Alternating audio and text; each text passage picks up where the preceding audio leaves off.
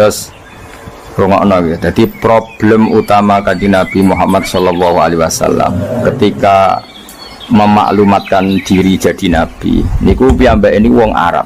Arab niku tiyang Mekah. Wong Mekah niku terkenal ummiyah. Ummiyah niku goblok-goblok, tidak terpelajar. Sehingga itu menjadi masalah besar bagaimana mungkin seorang nabi Sayyidul Awwalin wal Akhirin kemudian dari daerah yang sangat minus pendidikan, apa? Minus pendidikan. Sehingga ketika Nabi memaklumatkan jadi Nabi itu orang pertama protes itu orang Yahudi.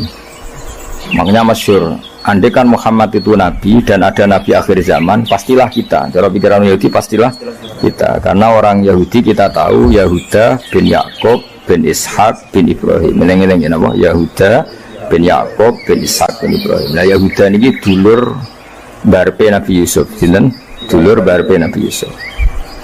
Sehingga secara nasab itu terus dimasalahkan Nabi. Nah karena Nabi itu dimasalahkan, delalah kersane pangeran, mbah-mbah Nabi itu punya tradisi yang menunjukkan bahwa beliau itu tidak pernah bohong. Misalnya yang paling dekat kita tahu adalah Muhammad bin Abdullah bin Abdul Muthalib. Abdul Muthalib ini orang yang suka tawaf ning Ka'bah. Suka tawaf di Ka'bah, kemudian ada pintu di Mekah namanya Babu Syaibah, no? Babu Syaibah atau Babu Bani Syaibah. Terus sampai tok wau Ilyas. Ilyas itu wahwa awaluman ahdal budna ilar rihabil haramiyah. Ada tradisi memberi hadiah ke Ka'bah. Singkat cerita, Imam Berjanji ini termasuk Sayyid Al-Husaini. Imam Berjanji ini namanya Ja'far bin Hasan Al-Berjanji ini. Beliau berpendapat atau memaklumatkan ulang bahwa Muhammad jadi nabi ku wajar. Mergo hakikate Muhammad adalah turunan Nabi Ibrahim alaihissalam. Berarti sama dengan klaim mereka kalau mereka mintoriki Ishak, ya nabi-nabi kayak Nabi Yusuf kan mintoriki Ishak. Berarti kan Yusuf bin Yakub bin Ishak bin Ibrahim. Dan kita tahu secara mujma' alaih Ishak ini punya saudara lebih tua namanya siapa? Ismail. Nah Kanjeng Nabi ini zuriyahnya sinten? Ismail. Lalu itu butuh data empirik, data bahwa Ibrahim itu pernah di Mekah. Kalau betul orang Mekah itu turunan sinten? Ibrahim, maka butuh bukti empirik. Bicara saniki artefak nopo-nopo bukti-bukti yang pernah menunjukkan Ibrahim di Mekah. Ini terus dijabek pangeran ketika orang Yahudi meragukan status nasabnya sinten? Nabi Muhammad. Terus pangeran rangno fihi ayatum bayinatum maqamu Ibrahim, bahwa Ibrahim benar-benar pernah di Mekah. Di situ ada batu yang pernah diinjak Nabi Ibrahim. Jadi makom itu bukan kuburan, tapi apa? Sesuatu yang pernah didomisali, ya, atau pernah diinjak. Jadi malah itu darani makom Ibrahim itu batu yang diinjak Nabi Ibrahim ketika bangun apa? Ka'bah. Ya karena mukjizat terus bekas. Dan bekas itu mulai dulu orang yakin dan pasti itu sisa atau bekasnya kakinya Nabi Ibrahim. Lana Ibrahim nate urip teng Mekah karena sampai bangun Ka'bah. Apalagi dulu bangunnya pasti lama. Berarti mungkin sekali Ibrahim meninggalkan zuriyahnya di Mekah. Makanya Quran terus cerita bahwa Ibrahim niku ngendikan ketika mau meninggalkan Mekah, inni askantu min dzurriyyati biwadin ghairi dzar'in inda baitikal muharram. Terus ada kepastian, makanya Quran ayat-ayat itu masih menjawab keraguan orang Yahudi bahwa Muhammad kenapa jadi nabi, dia itu anaknya siapa, turunannya siapa. Padahal di Taurat dan Injil jelas aturan nabi itu zurriyatam ba'duha nggak boleh. Nabi turunannya Parlan itu tidak boleh, turunannya Karmen itu tidak boleh, ribet. Apa? Ribet. Nabi itu harus turunan Nabi. Bukan karena Allah itu asobian, enggak. Masyarakat itu lebih ikhlas. Misalnya Nabi, turunannya Nabi, bayi Nabi hormat kan enak. Bapak wis soleh, bayi soleh, buyute soleh. Misalnya Nabi sebagai Karmen katokan cekak kan yo bingung. Orang dihormati bapaknya Nabi, dihormati katokan cekak main gapling, kan yo bingung. Jadi aturannya harus itu. Nak kiai oleh kiai kan tidak maksum, derajatnya kan di bawah. Pemenang kiai maklar tambah oleh, soalnya oleh. Ini masalah Nabi apa? Orang yang spesial. Itu harus bapaknya spesial, mbahnya spesial, buyutnya spesial. Nah, Sehingga aturan jadi nabi itu memang harus dzurriyatam ba'duham. Kalau kiai boleh, kalau maklar tambah boleh, tapi kalau nabi tidak boleh. Nah, aturan-aturan itu ada di Taurat dan Injil. Makanya yang pertama disoal orang Yahudi, kalau Muhammad nabi itu bapaknya siapa, mbahnya siapa. Dan Sayyid Barjanji ini, yang ngarang Barjanji itu kitab yang sangat ilmiah. Makanya kata Mbah Mun, meskipun ada simtuduror, orang itu nggak boleh meninggalkan Barjanji, karena kitab madaih yang mamlu'ah bil ilmi itu Barjanji. Tapi yang isek itu simtuduror, ya. Tapi yang tua itu Barjanji. Makanya alhamdulillah kita Mbah Piro Kadar itu dibaca semua, meskipun nggak paham semua, soalnya diwaca kabeh. Karena kita yang bisa menjawab tuduhan orang Yahudi Nabi anak Esopo itu kita berjanji. Jadi tahu betul kalau masalah utama Nabi adalah anaknya siapa, mbahnya siapa. Makanya beliau ngendikan wa ba'du fa'aqulu wa Muhammad bin Abdillah. Logikanya gampang. Kalau orang modern saja tahu bapaknya siapa, mbahnya siapa, buyutnya siapa, itu artinya nggak ada yang fiktif. Ukuran sejarah fiktif ndak itu ditandai dengan satu kuburan, dua artefak. Itu nggak mungkin nama-nama itu fiktif. Buktinya apa? Di Ka'bah mulai dulu zaman Quraisy ada Babu Bani Saibah, Babu Bani, dan Abdul Muthalib namanya itu Saibah karena mulai kecil beruban. Jadi kata Saibah itu mulai kecil apa? Beruban. Karena perilakunya terpuji, terus orang Mekah darani Saibatul Hamdi, apa? Saibatul Hamdi. Nah, karena dia pernah melayani saudaranya Hashim namanya Muthalib. Ya kita tahu Muhammad bin Abdillah bin Abdul Muthalib bin Hashim. Nah, Hashim ini punya saudara namanya Muthalib, no? Nah, Abdul Muthalib kecil itu pernah derek Muthalib pamannya, ya. Abdul Muthalib kecil, berarti Saibah ini apa? Pernah derek pamannya yang bernama Muthalib. Muthalib wonge gaya, pasti takoki wong, "Iku apa, budakku?" Nah, sehingga Saibah itu terus diceluk Abdul Muthalib. Ya rodok sial lah sini. Jadi pamannya itu gaya, kan ganteng. Saibah ini ganteng. Kalau jalan-jalan sama pamannya, jenenge sinten? Muthalib. Niku diaku budake. Iki sapa? Abdi, budakku. Terus akhirnya jenenge Abdul Muthalib. Dadi wong Arab paham ya? Tapi namanya Saibah, nama Saibat, makanya wasmuhu Saibatul Hamd. Mana kalau rasa eskal, bayar Nabi harus jenis kilap maknanya asura ngono, lem mikir jenenge itu hakim, ya namanya hakim. Nah, dulu kalau orang berburu itu melibatkan anjing, karena sering berburu melibatkan anjing disebut kilap. Jadi maknanya kilap ya orang yang berburu dengan anjing. Mau coba langsung bawa mana kilap, asu. Oh kasus ya. Kasus. Makanya itu hebatnya Imam Barjanji. Beliau darani wasmuhu Hakim bin Murrah. Jenenge kilap iku Hakim. Ya paham no? Jenenge kilap niku Hakim. Sebagian ulama darani kilap itu isim sifat. Napa? Jadi kalabayak libu kalban itu anjing sendiri dinamai kalbun itu sebenarnya sudah isim sifat. Bukan alam murtajal ya, tapi alam mangkul ya. Alam apa mangkul? Kalau dalam ilmu nahwu itu alam mangkul. Jadi begini ya, tak terang nahwu ya. Alam itu ada dua, ada alam mangkul, ada alam murtajal. Tapi hampir semua alam itu mangkul sebetulnya. Ya, semua alam itu hampir semuanya itu mangkul. Mangkul itu satu nama yang diambil dari satu makna dalam kosakata, apa? Dalam kosakata. Misalnya Hamida, Yahmadu, Hamdan, apa? Hamida, Yahmidu, Hamdan atau Yahmadu, Hamdan. Hamdan maknanya pujian, apa? Kemudian Nabi karena orangnya sifatnya terpuji disebut Muhammad, orang yang dipuji. Sehingga nama ini potensi rubah-rubah. Di Taurat itu Nabi tidak disebut Muhammad, disebut Ahmad. Di Injil juga disebut Ahmad. Itu tidak masalah karena Hamida Yahmadu ya, seorang lagi Hamida Yahmadu. Berarti kalau ingsun Ahmadu, saya muji. Karena Nabi itu orang yang sering muji Allah, menamakan dirinya Ana Ahmadu. Saya ini pemuja Allah. Berarti ana uta ingsun niku Ahmadu muji sapa ingsun Allah ing Allah. Sehingga ketika Nabi misalnya di Injil disebut Farqolit, Munahama, enggak masalah. Selama ini klaimnya orang Yahudi dan Taurat, di Injil Taurat itu enggak ada kata Muhammad. Ya tentu enggak ada karena Injil Taurat itu bahasa Ibrani, no? Di situ disebut Munahama, kadang disebut Farqolit. Tapi maknanya Mahmud atau Muhammad, orang yang dipuji. Paham ya? Makanya hampir semua alam itu mangkul, apa?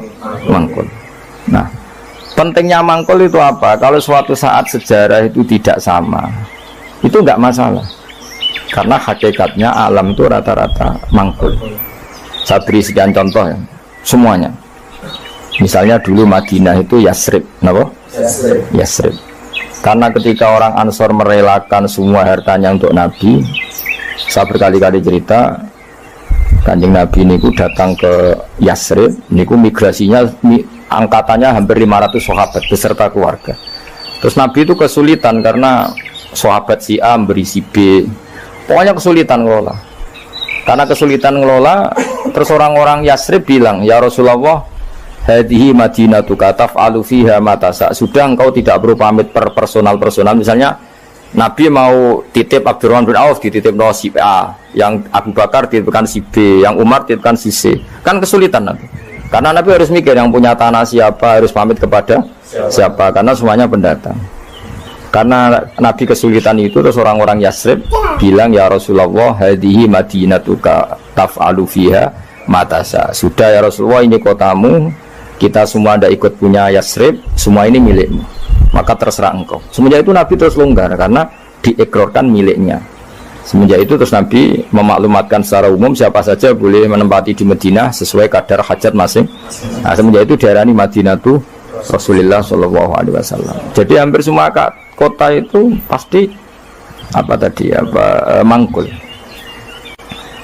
Sehingga ketika kitab Taurat, Injil menamakan itu enggak persis, itu enggak masalah. Misalnya Quran yang paling masyhur, summiya bil Quran ya li'annahu makru, karena dibaca, maka summiya Quranan, qara'a yaqra'u Quranan. Tapi Quran juga dikatakan kitab, wal kitabil mubin, karena bentuknya mushaf itu maktub, ada yang ditulis, artinya melibatkan kitabah, tulisan, maka summiya kitaban. Sebagian disebut lagi Quran itu namanya apa? Mushaf, apa? Karena mushaf itu dari kata sokhifah, ada lampiran, melibatkan kertas, maka disebut yatslu suhufam mutahhar. Paham ya? Makanya suhufi Ibrahim wa Musa. Jadi melihat itu melibatkan lampiran, sokhifah disebut mushaf. Melihat itu dibaca disebut Quran. Melihat itu melibatkan tulisan disebut kitab. Melihat konsepnya adalah al-fariq bainal haqqi wa bainal batil disebut furqan, pemisah. Melihat fungsinya cahaya disebut nur. Melihat fungsinya Quran menghidupkan jiwa-jiwa yang mati disebut ruh. Wa kadzalika auhayna ilaika ruham min amrina. Sehingga berdipastikan sebenarnya semua nama itu rata-rata itu mangkul, apa? Mangkul. Makanya Nabi sering ngendikan, saya ini punya sekian nama. Beliau menyebut ana Muhammad wa ana Ahmad. Termasuk beliau menyebut wa anal mahi. Saya ini pelebur, penghilang. Yamhu bi al-kufra, dengan saya kekafiran menjadi hilang. Wa anal aqib, saya ini penutup, karena saya adalah penutup para nabi. Wa anal hasyir, saya ini hasyir, penggiring, karena nanti semua para nabi digiring di bawah benderaku. Jadi nabi juga punya sekian nama, dan semua itu menunjukkan alam apa? Mangkul. Ya, alam apa? Mangkul. Nah sekarang asmani babai Nabi itu jelas gak fiktif, karena tadi orang Arab tahu semua orang kafir pun tahu. Kalau di Mekah ada Babu Bani Syaibah, pasti ada orang bernama Syaibah, karena ada Bani Syaibah, turunannya Syaibah. Dan itu siapa? Abdul Muttalib. Dan itu siapa? Abdullah. Itu siapa? Muhammad. Dan itu butuh bukti artefak. Makanya terus Allah menjawab fihi ayatum bayyinatum maqamu Ibrahim. Nah, bukti setelah Ibrahim, kan Ibrahim akhirnya kembali ke Palestina atau ke Syam.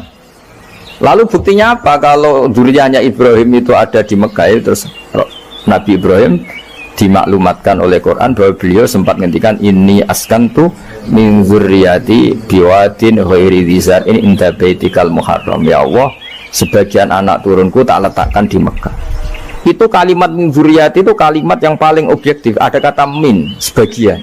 Karena kalau Ibrahim bilang dzurriyyati maka bohong, karena ada Ishak yang di Palestina. Paham ya? Makanya disebut min, bahwa sebagian anakku tak letakkan di sini, karena sebagian yang lain di Palestina. Maka kata min dzurriyyati ini bukti bahwa Quran itu mukjizat betul, yaitu memang faktanya Ibrahim itu ada yang di Palestina, yaitu Ishak, Ishak yang di Mekah Ismail. Nah, ini disebut min dzurriyyati, apa? Terus Ibrahim ngendikan biwadin, di lembah. Sebab itu Ka'bah itu di cekungan paling bawah. Bukti sejarah juga membuktikan seperti itu. Mulane kula seneng Ka'bah kena banjir bolak-balik rubon niku kula seneng. Karena mboten seneng dari segi cemoan mboten, itu bukti empirik. Iku hikmahnya kena apa Ka'bah rubah bolak-balik. Andai kan enggak rubah bolak-balik karena banjir, orang susah nyari sejarah. Ketika Nabi umur 35 Ka'bah rubah mergo banjir, zaman Umar ya rubah karena tadi Ka'bah itu di cekungan paling bawah. Quran memaklumatkan bahwa Ka'bah itu biwadin, di cekungan paling bawah. Yaitu ada Jabal Abi Qubais di cekung gunung, Ka'bah paling bawah. Nah, karena Ka'bah ini zaman Nabi Adam itu rob wa tumain. Jadi ketika Adam mau haji, tanya sama ya Allah, saya harus kemana? Ya sudah ke Ka'bah. Titenani sebuti Gusti, ada rob wa tumain, ada roh wa tumain. Ada cekungan dalam tempatnya air. Itu jenis Ka'bah. Zaman itu belum ada bangunannya, yaitu sudah namanya Ka'bah. Terus Ibrahim sesuai panduan itu bikin bangunan di situ. Bisa kamu bayangkan kan bangunan di cekungan paling bawah di sekelilingi gunung. Kan mesti kegerojok air. Makanya setiap banjir itu Ka'bah rubah. Apalagi ya nggak ada semen, nggak ada terus dilapisi baja, nggak ada dulu. Pasti rubah. Justru itu bagus. Bagus dari segi bahwa shadaqallahul adzim ketika mengistilahkan Ka'bah itu biwadin. Paham ya? Biwadin. Sehingga sekarang alhamdulillah pemerintahan Wahabi meskipun gitu sampai sekarang Ka'bah itu dari Masjid Haram tetap ke bawah. Ya enggak ya mesti apa? Ke bawah, tetap di cekungan. Sampai sekarang desainnya Ka'bah tetap ya kita di Masjid Haram masuk itu nanti kalau mau ke Ka'bah pasti turun ke bawah sampai sekarang. Wiling-wilingan statusnya Ka'bah itu biwadin ghairi dzar'in inda baitikal muharram. Nah ini penting. Sehingga orang-orang yang mengingkari nubuah pun percaya kalau Muhammad turunan Ibrahim karena semua data mengarah itu. Jadi Ka'bah kena banjir ono hikmah. Ojo kok malah nggo ilmu jaduk jare omahe pangeran kok rubuh. Ora sing jaga sapa? Wong goblok. Jadi Allah kalau bikin sesuatu itu pasti hikmahnya besar. Baru era Umar terakhir gue kebijakan Jabal Abi Qubais itu dijebol supaya air tersalur keluar, tidak semuanya mengarah ke Ka'bah. Tapi itu bagus. Ijtihadnya Umar ya bagus, tapi kenapa zaman Nabi ijtihad itu tidak ada? Memang nggak perlu ada zaman itu, karena justru rubuhnya Ka'bah mergo banjir itu bukti benar-benar biwadin, karena di cekungan paling bawah maka rawan kena banjir. Logika rasionalnya kenapa di situ ada zam-zam? Ya karena logikanya gampang. Secara umum meskipun Allah itu kuasa bikin mukjizat, tapi tetap ada nilai rasionalitasnya. Nilai karena Ka'bah itu di cekungan terbawah, maka mata air ya di situ. Paham ya? Makanya zam-zam ya dekat Ka'bah. Meskipun Allah bisa bikin air di puncak gunung, tapi itu kan betul lucu kan? Maksudnya normali sumberan ning cekungan. Kan ora lucu. Banyu milih munggah kan ora lucu. Darani sulapan malah ribet kan. Jadi Allah itu meskipun kuasa melakukan apa saja tetap tidak ada ajro ala matrodil adat atau ala mutarodil adat. Sesuatu dibikin itu sesuai adat. Nah termasuk adat orang soleh itu turunannya orang soleh, turunan saleh, makanya dzurriyyatam ba'duha. Makanya jogeman, kalau suwun jogeman ninggal berjanji, karena kitab berjanji itu yang paling madhu Nabi, muji Nabi min haitsul ilm, sangat fanatik menjawab gugatan pada Nabi dari segi ilmiah.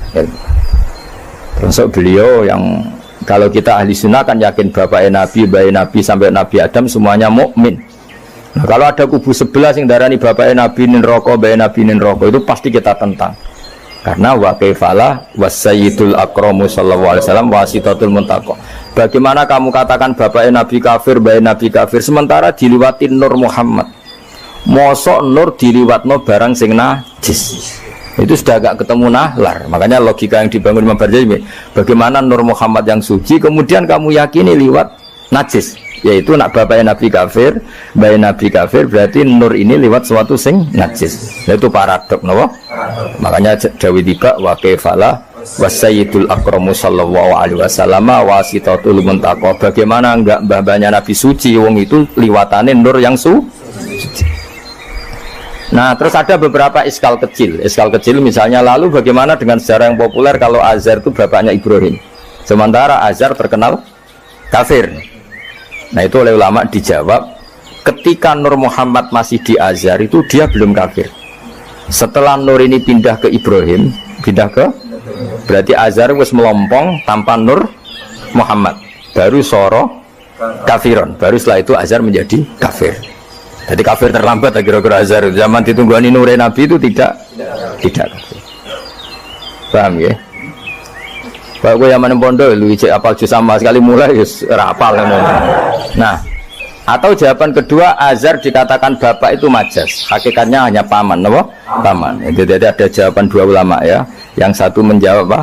Madama Nur Muhammadin fi Azar, masih dia Muslim atau mukmin. Ketika Nur Muhammad sudah pindah ke Ibrahim, berarti Azar kan melompong. Nah ini terus soro kafiron. Ya. Atau sebagian ulama jawab Azar itu paman, disebut bapak itu majas. Tapi jawaban itu menurut saya tidak setuju yang normal saja, karena nanti cara Imam Ghazali zalat sikoh bil alfat, nanti keributan apa? Orang kemudian nggak percaya dengan lafaz, karena setelah pada kata bin ikut tenan Torah, karena ada kemungkinan majas. Kan terus ribet. Makanya banyak ulama yang milih jawaban pertama ya. Madama nurun Nabi fi Azhar, itu Azhar belum kafir. Setelah ada intiqalun nur, peralihan nur ke Ibrahim, Azhar baru kafir. Ya itu biasa, itu lebih gampang. Nah, tapi kita tetap yakin bahwa Nabi bapak Nabi ila Adam niku semuanya mukmin. Nah, alasannya apa? Wa kaifala wasayyidul akramu sallallahu alaihi wasallam wasitatuhul muntaqa. Ya apa semua dong? Apa sih untuk nyanyi gendenan. Mudah-mudahan gendenan. Ada lah.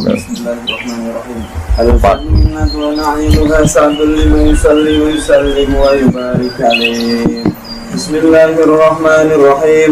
Abtadi'ul imla bismi dzatil aliyah mustaqirran faidul barakati ala ma analah wa awla usanni bihamdi mawariduhu sa'iratun haniyah mumtadiyan minasyukril jamili mataya wa usalli wa usallimu ala nuril mawsufi bitaqaddumi wal awaliyah al-muntakili fil ghuraril karimati wal jibah wa astamnihu Allah ta'ala ridwanan yahudsul itrata tahiratan nabawiyyah wa ya'ummu sahabata wal atba'a wa mawala wa astajdihi hidayatan li suluki subulil wadihatil jaliyah wa hifdhan minal ghawayati fi hutatil khata'i wa hutah wa anshuru min qissatil maulidin nabawi burudan hisanan abqariyah nadiman minan nasabi syarifi ikdan tuhallal masami'u bi khula wa asta'inu bihaulillahi ta'ala wa quwwatihil qawiyyah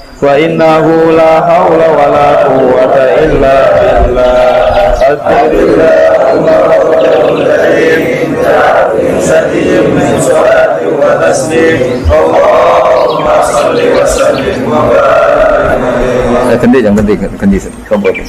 Ayo senang tak nak sobat. Allah. Sayyidina Muhammad bin Abdullah bin Abdul Muttalib wasmuhu Syaibatu Hamdi Qumidat Salih Saniyah Ibn Hashim wasmuhu Amr bin Abdul Manaf wasmuhu Mughiratul Ghaziyun tamam intifa'u yawnya Ibn Qusayyin wasmuhu Mujammih Suhbin wa Qusayyin Qasasih Nabi Butu'at al-Qasiyah Abdu'at Allah Ta'ala حرم الحق الآخر حرم المخترم صحنا حماه ابن كلاب واسمه حكيم بن عمر بن ابن الأي بن غالب ابن فيه واسمه قريش وإليه تنسب الركوب القريشية وما فوقه كناني كما جناح إليه الكثير وارتضى ابن مالك بن نضر ابن كلابة بن خزيمة بن مدركة بن إلياس وهو